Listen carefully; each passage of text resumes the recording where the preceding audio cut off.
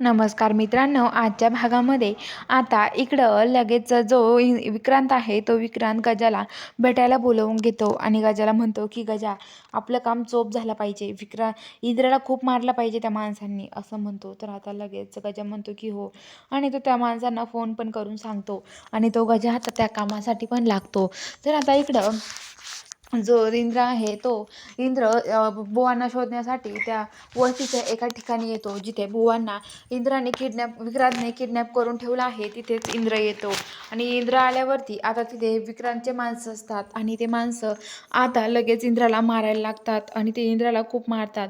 आता इंद्राला मारल्यावरती इंद्र लगेच राणीला फोन करतो आणि सांगतो की राणी, मला यांनी खूप मारलं आहे, त्यामुळे तू लवकर ये.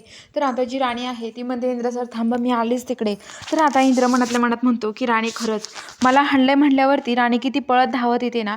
खरंच राणीचं माझं परत प्रेम झालं नसेल ना राणीला माझ्यावरती, राणीचं खरंच माझ्यावर प्रेम नसेल ना, असं इंद्रच्या मनात विचार येतो आणि इंद्र तो विचार करायला लागतो. तेवढ्यात आता जी राणी आहे ती तिथे लगेच घाई येते आणि आता गाल्यावरती राणी म्हणते की इंद्र सर, हो काय किती लागलंय तुम्हाला, हो काय करताय तुम्ही, असं काय करताय. तर आता लगेच इंद्र म्हणतो की अगं, मी बुवांना शोधण्यासाठीच इथे आलो होतो, पण त्या माणसांनी मला मारहाण केली बघ ना.